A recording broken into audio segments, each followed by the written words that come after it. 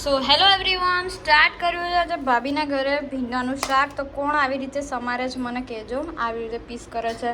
અને ભાભીએ બનાવ્યું છે એક ચટણી જેવું. આમાં લસણ અને મરચાં હતા ને તો એને કૂટીને લીલા મરચાં બી કૂટી કાઢ્યા છે. મતલબ કૂટી કાઢ્યા છે એટલે આમાં કૂટી કાઢ્યા છે, ખાંડી કાઢ્યા છે આપણી ગુજરાતી ભાષામાં. અને હવે પેનમાં મેં તેલ મૂકી દીધું છે અને હવે હું તમને બતાવું. આ દેખાય પછી આના ઉપર ઝૂમ કરવાનું. આમ કરીને આમ કરવાનું. ઝૂમ કરીશ ને એટલે આવી જશે. પછી આટલું વધારે નહીં દેખાડવાનું, આટલું જ દેખાડવાનું.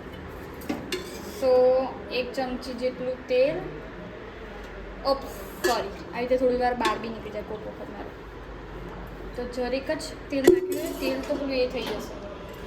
તો 1 ચમચી તેલ નાખ્યા પછી આપણે જે ગ્રેવી બનાવી છે ને, જ્યારે કૂટ્યા એટલે ખબર છે ને, ખાંડ્યા પછી લાલ મરચાં, ભાભી શું હતું, લસણ અને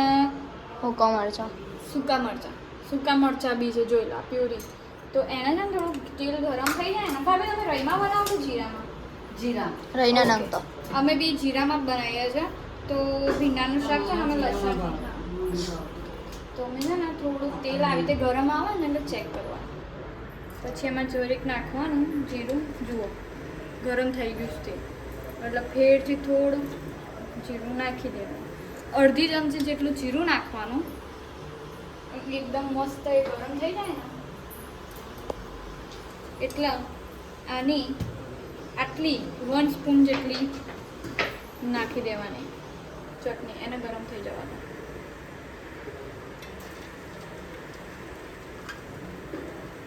જો તમારે તીખું કરવું હોય ને તો તમારી રીતે તમે કરી શકો છો.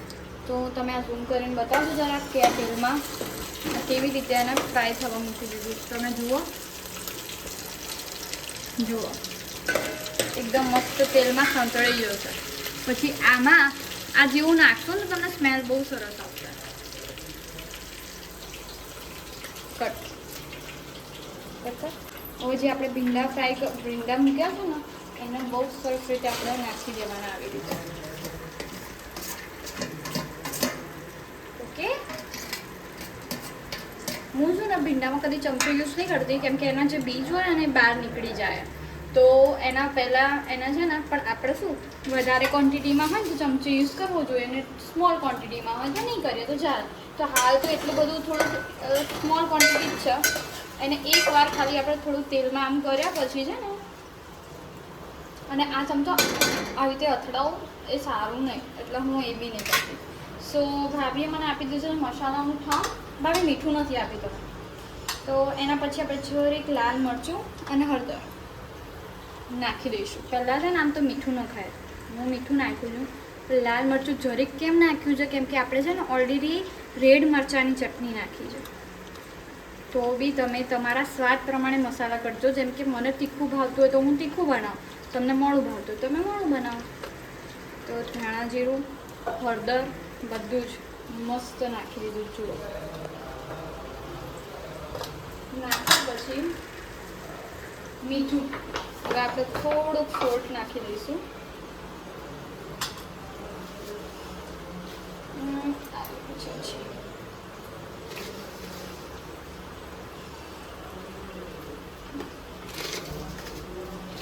આ ટાટાનું અમે બીજું યુઝ કરીએ એટલે આઈડિયા આવશે આપણે થોડુંક. જો મીઠું હંમેશા ઓછું નાખીએ ને તો ચાલે, પણ મીઠું વધારે પડી જાય તો ભાઈ સાહેબ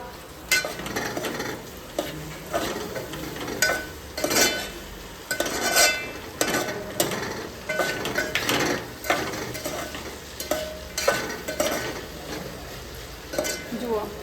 નોર્મલ તમે એમ ઝૂમ કરીને બતાવો એમને થોડુંક કેવી રીતે બને મસાલેદાર. આ એક આખું રહી ગયું લાવે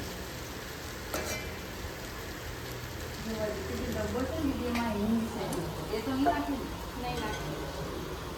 સો ચપ્પુ ક્યાં ગયું? ગરમ થશે.